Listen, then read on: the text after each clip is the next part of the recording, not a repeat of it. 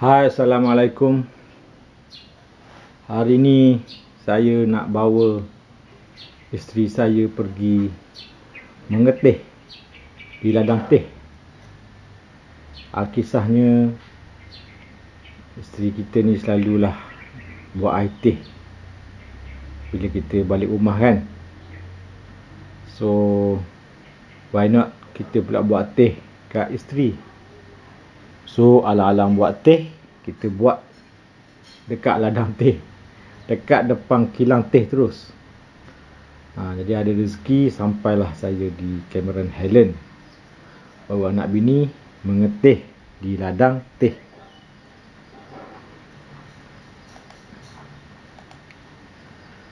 Jadi alang-alang dah sampai sini, sambil kita menikmati pemandangan pokok-pokok yang menghijau, kita bagilah sedikit tazkirah.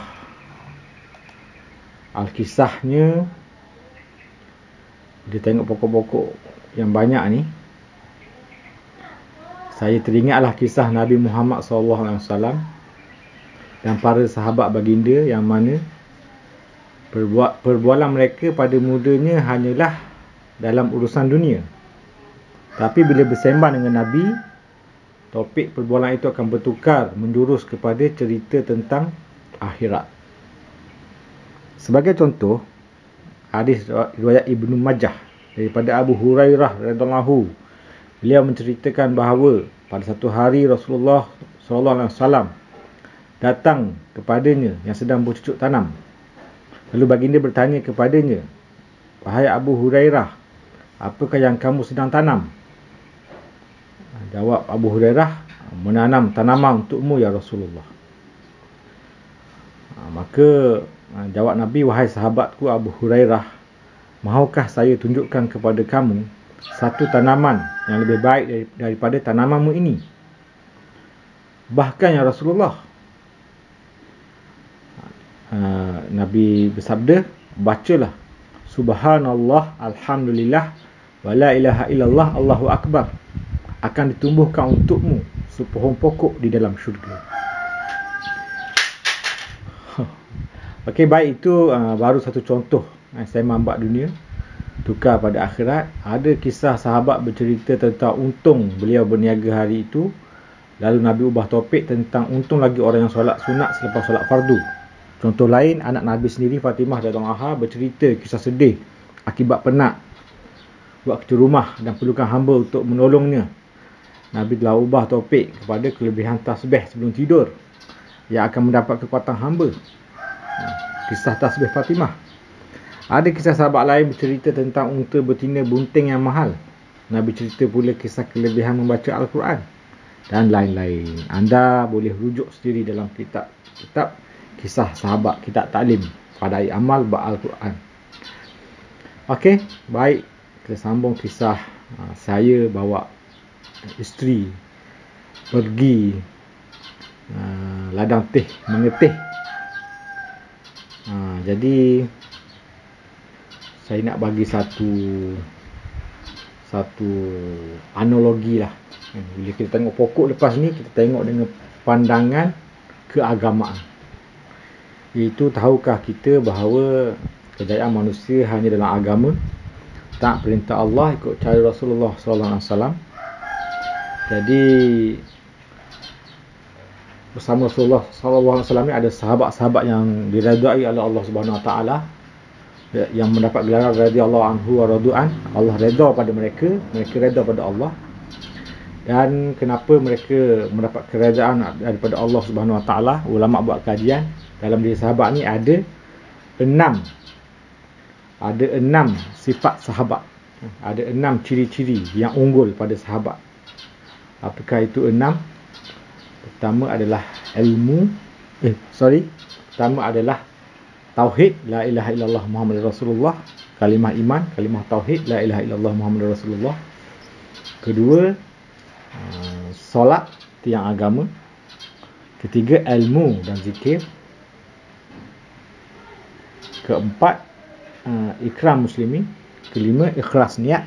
Keenam, dakwah dan tabligh.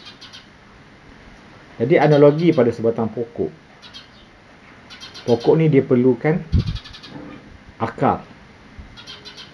Akar ni ada akar tunjang dan ada akar serabut. Dan akar ni tak nampak di dalam tanah, tapi dialah yang menguatkan pokok. Tanpa akar, pokok akan tumbang.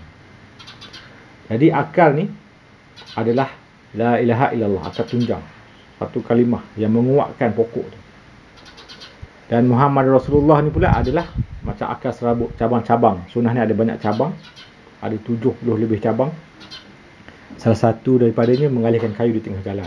Sunnah Nabi. Dia menguatkan pokok. La ilaha illallah Muhammad Rasulullah ni menguatkan pokok. Yang kedua, batang pokok, analogi dia adalah solat khusyuk dan khuduk. Solat ni tiang agama. Maka solat yang khusyuk dan khuduk ni seperti pokok yang kukuh. Dan dahan-dahan pada pokok tu adalah cabang-cabang ilmu. Ada ilmu fadail, ilmu masail, macam-macam ilmu ada dalam Islam. Maka pokok kena ada banyak cabang, bukan sebatang tegak je. Dan ilmu pula kena ada zikir. Barulah ilmu tu bagi manfaat. Zikir ni buat hubungan dengan Allah dalam apa juga keadaan. Ilmu tu dapat bawa kita hubungan pada Allah Subhanahu Wa Taala dalam apa juga keadaan. Maka zikir ni dia macam daun. Pokok bila dia ada dahan, ada daun, orang dah dapat manfaat dah. Orang boleh berteduh di bawahnya. Dan buah-buah pada pokok pula adalah ikram muslimin, akhlak yang baik. Orang dapat manfaat. Pokok tak makan buah, orang yang duduk bawah pokok tu dapat berteduh dan dapat makan buah. Maka buah tu adalah akhlak ikram muslimin. Kemudian ikhlas niat, iaitu rasa pada buah tu manis. Manis tu adalah ikhlas. Kalau kita tolong orang dengan tak ikhlas, macam buah rasa masam. Bila kita tolong orang dengan ikhlas, macam buah rasa manis. Dan akhir sekali adalah dakwah, iaitu biji dalam buah tu, yang mana bila ditanam pada tempat lain, maka keluar pula pokok-pokok yang lain. Maka begitulah perumpamaan tentang 6 sifat sahabat dan pokok. Semoga dapat bagi manfaat, insya-Allah. Assalamualaikum. Jumpa lagi. Sila like dan subscribe. Bismillahirrahmanirrahim. Semalam ada orang meninggal dunia. Pagi ni ada orang dah tak bangun tidur buat selama-lamanya. Tapi kita alhamdulillah Allah masih kurniakan nikmat bangun pagi. Yang bermaksud hari ini bermulalah satu lagi peluang untuk kita buat diri, dekatkan diri dengan syurga Allah Subhanahu Wa Taala. Hari ini juga bermulalah peluang untuk menjauhkan diri daripada azab api neraka Allah Subhanahu Wa Taala. Jadi gunakanlah hari ini sebaik-baiknya. Fikirkanlah.